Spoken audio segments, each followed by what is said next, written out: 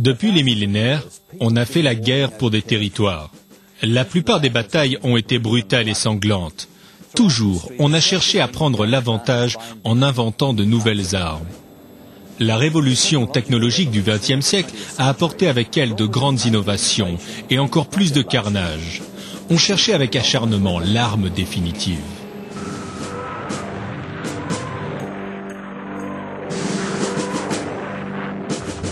La Seconde Guerre mondiale a été faite autant dans les laboratoires de recherche que sur le front.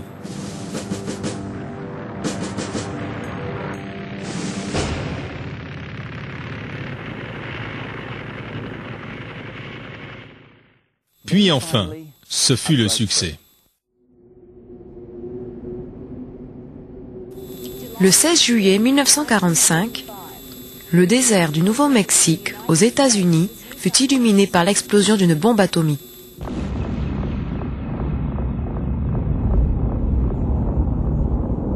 La plus grande force de destruction alors connue. Une force qui faisait paraître chétives toutes les armes conventionnelles. Un témoin décrit ainsi l'événement. Dans un rayon d'1 kilomètre du centre de l'explosion, tout ce qui vivait périt instantanément. Ceux qui étaient dans cette zone n'ont rien su ni rien senti. La dévastation fut immense et totale. 75 000 personnes furent tuées sur le coup. Mais le compte final allait atteindre 200 000. Et le monde dut apprendre de nouveaux concepts, radiation et retombées. Moins d'une semaine après le test, au petit matin, les sirènes lançaient leur alarme au passage des bombardiers au-dessus d'Hiroshima.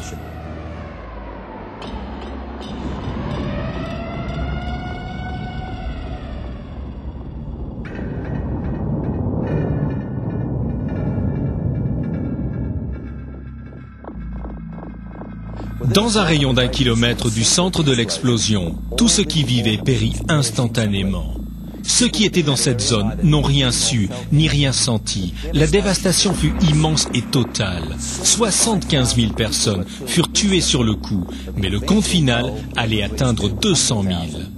Et le monde dut apprendre de nouveaux concepts, radiation et retombées.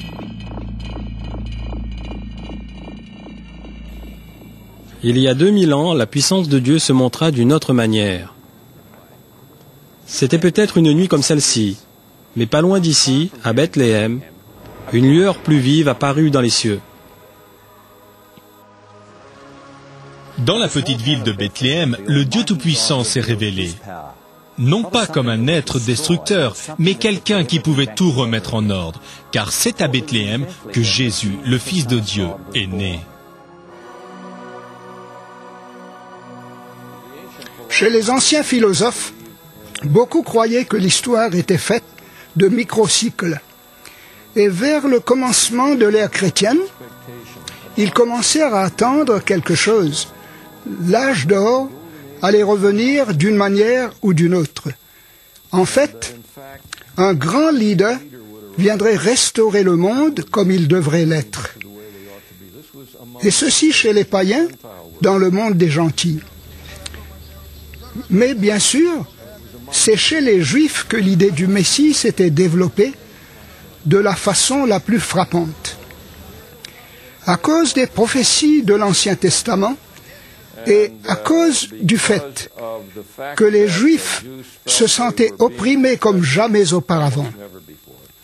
Cette attente d'un libérateur, le Messie, qui établirait le royaume de Dieu, atteignait la plus grande intensité. Le sentiment que l'on reçoit de la Bible et de l'histoire est que les choses avançaient selon un plan. Avec la même précision qui entra dans la construction de la bombe, Dieu avait un plan pour démontrer son pouvoir de restauration. Ce plan se centrait sur Jésus, qui devait naître au moment et au lieu choisi.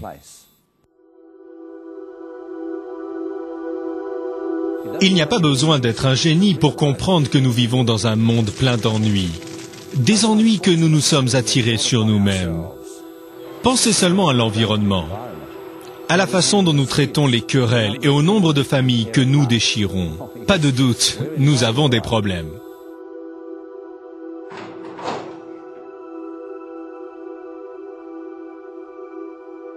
Mais les problèmes ne sont pas limités à ceux que l'on trouve dans le journal ou les nouvelles du soir. Nous voyons cela à titre personnel. Nous connaissons tous des gens dont les vies se sont désagrégées. Et c'est pourquoi Bethléem est important.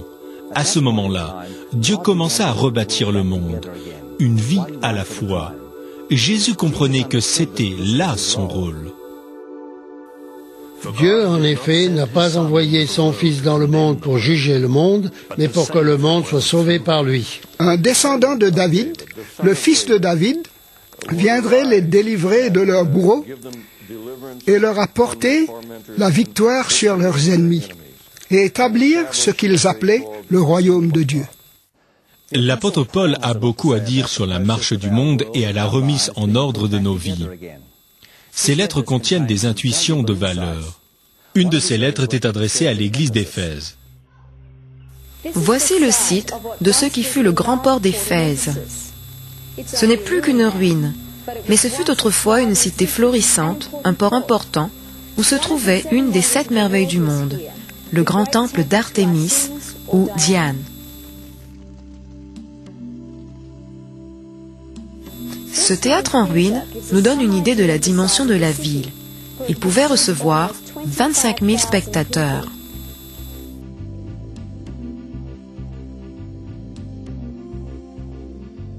C'était une grande ville. Très peu de temps après la mort et la résurrection de Jésus, le christianisme s'y répandit très vite. Paul en fit sa base pendant 3 ans. Pendant qu'il prêchait dans les villes voisines, il y établit une église avant de repartir. Paul ne perdit jamais le contact avec l'église d'Éphèse. Et en l'an 62 après Jésus-Christ, il écrivait à l'église d'Éphèse. Cette lettre contient un de ses textes les plus clairs sur le sens de la vie de Jésus. Les gentils cherchaient toujours l'unité dans l'univers. Si vous étudiez la pensée grecque, comment trouver l'unité et l'harmonie dans l'univers et dans la société? En ce qui concerne Paul et les Éphésiens, ils voient cette unité incarnée en Christ. Si vous vous unissez avec le Christ, vous vous trouvez unis les uns aux autres et ainsi de suite. Et cette unité sera créatrice. Et je dirais que pour les Éphésiens, et d'ailleurs pour la Bible tout entière, la grâce nous montre que nous ne pouvons pas nous tirer tout seuls de nos propres dilemmes. Nous avons besoin d'une puissance qui nous transcende. C'est par la grâce, en effet, que vous êtes sauvés par le moyen de la foi. Et cela ne vient pas de vous, mais c'est le don de Dieu. Ce n'est point par les œuvres, afin que personne ne se glorifie.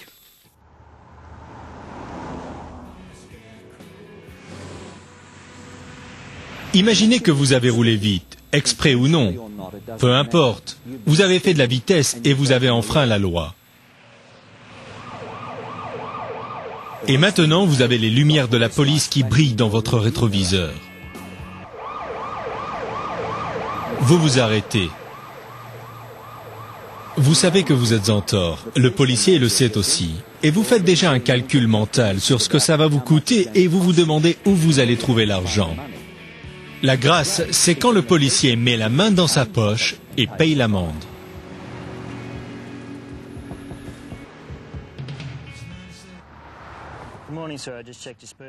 La grâce est donnée. Nous ne la méritons pas. Dieu veut la donner. J'ai vu un documentaire sur Mère Teresa. Elle est assise sur le trottoir et elle tient un mourant dans ses mains. Il lève les yeux et il dit « Pourquoi faites-vous ça ?» Et elle répond « Parce que je vous aime. » Il n'a pas mérité son amour. L'amour est toujours un don. Mais la vraie réponse c'est « Comment reçoit-on cette grâce ?» Si vous vous rappelez ce passage de la lettre de Paul que nous avons lu, vous avez la réponse. Paul dit « C'est par la grâce que vous êtes sauvés, par le moyen de la foi. » Je croyais que cette foi consistait à croire aveuglément en quelque chose que vous ne pouviez pas réellement saisir. Il n'y avait pas de preuve. Je ne crois plus ça. J'ai vu que Dieu me demande de le mettre à l'épreuve et de voir que ma foi est basée sur une expérience vraie. Le mot-clé est la foi. Et Paul dit à l'église d'Éphèse que c'est un don.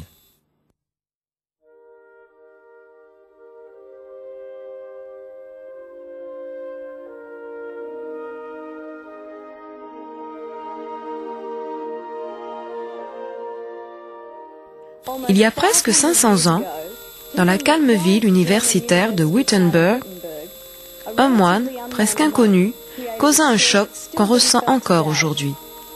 Martin Luther s'inquiéta de certains enseignements de son Église, à tel point en fait qu'il cloua une série de propositions sur la porte de son Église.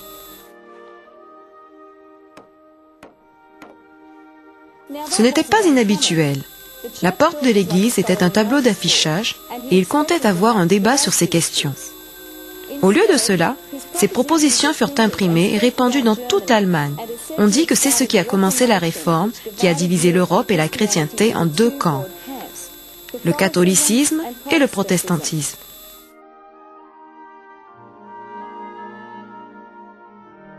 C'est l'histoire de Luther lui-même qui illustre les luttes de tant de chrétiens. Parfois, je ne peux pas comprendre comment quelqu'un peut m'accepter sans condition. Il me semble que je dois me conduire d'une certaine façon. Autrement, je déçois les gens. Comme tout chrétien, il voulait bien agir envers Dieu. Il se privait de nourriture pendant de longues périodes ou dormait sur le sol de sa cellule de moine sans se couvrir contre le froid. Ou il se privait complètement de sommeil. Tout ceci pour essayer de se débarrasser de quelque chose qui venait entre Dieu et lui. Mais Luther était désappointé. Il ne tirait aucune satisfaction de sa vie chrétienne. Finalement, en étudiant les psaumes et les écrits de Paul, le concept de la grâce l'éclaira. Il commença à comprendre qu'il ne méritait pas que Dieu l'accepte. Mais, à sa surprise, il découvrit que par la foi, Dieu l'acceptait. Luther avait découvert les concepts de la grâce et de la foi. L'histoire de Martin Luther n'est pas rare. Des milliers de gens sincères continuent à ressentir ce vide intérieur que seul Dieu peut combler. Le pire, c'est que Luther voyait en Dieu un gendarme qui cherchait à le prendre en défaut. Imaginez son soulagement quand il découvrit que Dieu voulait seulement le délivrer de sa culpabilité. C'est ça la grâce. J'ai vu la grâce opérer dans ma vie, sans aucun rapport avec ma conduite. Ce qui nous renverse, c'est que Dieu est assez prodigue pour nous aimer malgré notre conduite. Nous sommes conditionnés à croire qu'on récompense les gens pour bonne conduite et qu'on les punit pour mauvaise conduite. Et c'est si bien enraciné en nous qu'il est presque scandaleux de croire que Dieu nous aime même si nous nous conduisons mal. Mais je crois que c'est cet amour qui nous délivre de ce carcan empoisonné. Luther découvrit que le seul prix à payer était de faire confiance à Dieu. Jésus insistait sur la foi. En faisant confiance à Dieu, nous aurons la vie éternelle. Car Dieu a tant aimé le monde qu'il a donné son Fils unique afin que quiconque croit en lui ne se périsse pas, mais qu'il ait la vie éternelle. Ce quiconque inclut vous et moi. Martin Luther découvrit que cela l'incluait. Et quelle différence ça a fait dans sa vie. Dieu a fait don de son Fils. Rappelez-vous bien, un don ça ne se gagne pas, ça ne s'achète pas non plus. Dieu offrait Jésus gratuitement. Et c'est à Jérusalem qu'on a compris le sens de ce don.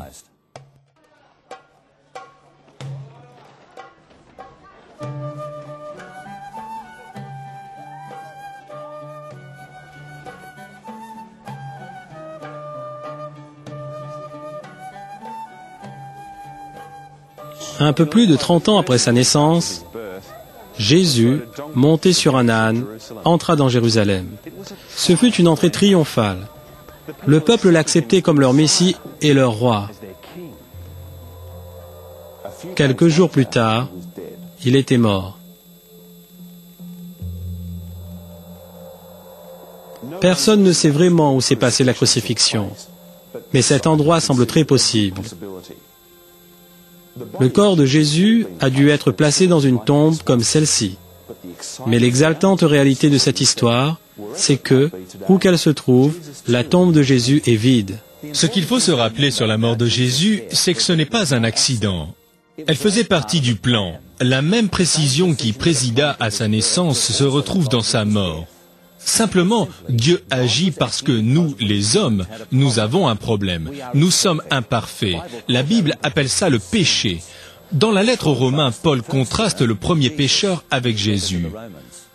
C'est Adam qui a amené la mort, mais Jésus a ramené la vie. Le retour de Jésus sur la terre fait aussi partie du plan. Ce sera un temps de restauration.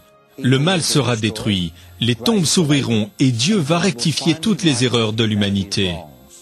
Les Éphésiens ont probablement ressenti le même émoi en entendant le message de Paul pour la première fois. Éphèse avait des temples pour divers dieux. Mais chaque dieu exigeait que les gens fassent certaines choses avant d'être acceptés par lui. Le message de Paul annonçait que Dieu était celui qui avait agi. Quel changement de perspective! Dans ma vie, je peux montrer des cas où Dieu m'a été fidèle. Et ça se renforce comme un muscle. En voyant ça, je peux me confier à lui. Car j'ai vu dans le passé toutes les fois où il m'a tiré d'affaire. Quand vous commencez à connaître Dieu et à comprendre qu'il vous aime sans condition, vous développez une confiance et une foi qu'il sera toujours là pour vous, en dépit de tout. Quand on commence à faire confiance à Dieu, on développe un lien avec lui. Tout ce que Dieu a fait pour nous vient de son amour pour nous. Quand on comprend ce qu'il a fait pour nous, on se pose une question naturelle. Qu'est-ce que l'on peut faire pour lui? Une simple façon d'expliquer ça, c'est de voir ce qui se passe quand on tombe amoureux. Tout d'un coup, une autre personne devient le centre de votre vie et vous cherchez des moyens de montrer votre amour. Je pense que la Bible dit que Dieu crée de nouvelles personnes, une nouvelle relation. Il faut commencer par la relation. Et ce que nous sommes sort de cette relation. Je suis maintenant une nouvelle personne dans une nouvelle relation avec Dieu. Maintenant, ce que je fais dépend de cette notion. Mais si vous confondez, si vous dites par exemple, ce que je fais c'est pour me mettre bien avec Dieu, vous aurez une expérience religieuse d'une certaine espèce. Beaucoup de gens s'y sont trompés. Mais si vous dites que c'est Dieu qui fait le premier mouvement, qu'il vient avec sa grâce, son pardon, son amour et le reste, c'est cela qui va déterminer votre conduite. Et ce sera une conduite où la peur est absente. Beaucoup de gens découvrent que faire confiance à Dieu a changé leur vie dramatiquement. Ils disent qu'ils ont recommencé à vivre. Ce sont les conséquences naturelles lorsqu'on se fixe sur ce que Dieu a fait. Nous sommes son ouvrage, nous avons été créés en Jésus-Christ pour des œuvres bonnes. Si vous faites des œuvres afin d'être sauvés, votre vie sera remplie de crainte. Mais si vous travaillez et que vous changez parce que vous n'avez plus de crainte grâce au pardon de Dieu, alors vous êtes libre de travailler, d'agir, de faire. En fait, je crois que la grâce nous libère vraiment pour que nous puissions agir. Quand les gens voient qu'ils reçoivent quelque chose qu'ils n'attendent pas, ils sont secoués. Parce que ce n'est pas normal. Et ils vous demandent, pourquoi vous donnez-vous la peine de m'aider? Il vous suffit de dire, parce que Dieu vous aime. Ça les libère. Les gens valent plus que leur conduite. On dit souvent que la communication est la clé pour établir des relations. On peut dire que la Bible est une lettre venue de Dieu et que la prière est une conversation avec lui. Mais il faut y mettre du temps et de la discipline. La prière, c'est de chercher Dieu du fond du cœur. Et il entend même les moindres murmures. Il suffit d'y consentir mentalement. Je suis toujours surprise du nombre de fois où j'ai seulement pensé à prier, et j'ai vu Dieu répondre à ma pensée. Ce n'était pas une prière formelle, je n'étais pas à genoux, je n'étais pas à l'église, je ne disais même pas les paroles. C'était comme si je respirais. J'ouvrais mon cœur et invitais Dieu à entrer. Et il est toujours prêt à nous parler à tout niveau, où nous acceptons d'être vulnérables. Il est plus disposé à répondre à la prière que nous à la prononcer. La prière est nettement une occupation interactive. Ce n'est pas remettre une liste au Père Noël. Pour moi, la prière est la solution. Du moment que je sais qu'on m'entend et qu'on me comprend, je peux faire confiance à quelqu'un de plus grand que moi pour résoudre les problèmes que la vie m'apporte. Placer votre foi en Dieu, c'est vous engager envers lui.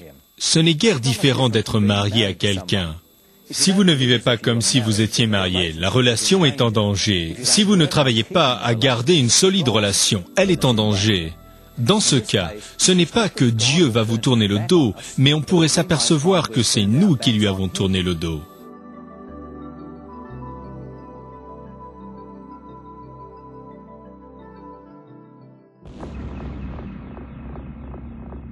Hiroshima a démontré la puissance qui peut être libérée par les hommes, mais c'était une puissance destructrice.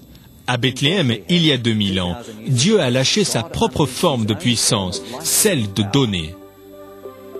Bien que Jésus ne soit jamais aventuré à plus de quelques centaines de kilomètres de sa ville natale, sa vie a touché le monde comme aucune autre.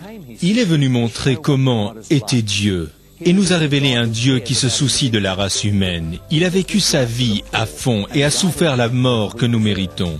Mais voilà, il est ressuscité et il revient. Il dit seulement, « Faites-moi confiance ». Faire ce petit pas pourrait vous apporter le flot de puissance que vous cherchez.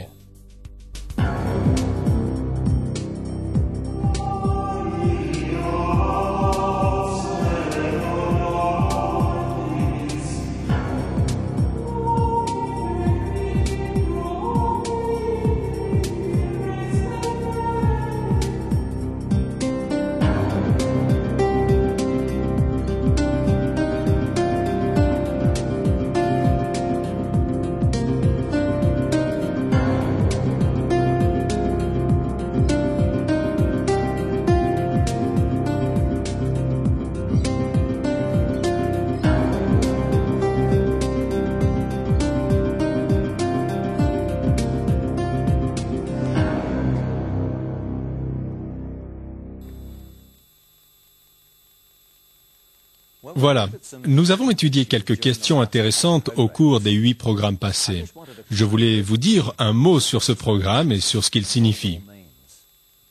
Pour moi, c'est d'être libéré de ma culpabilité.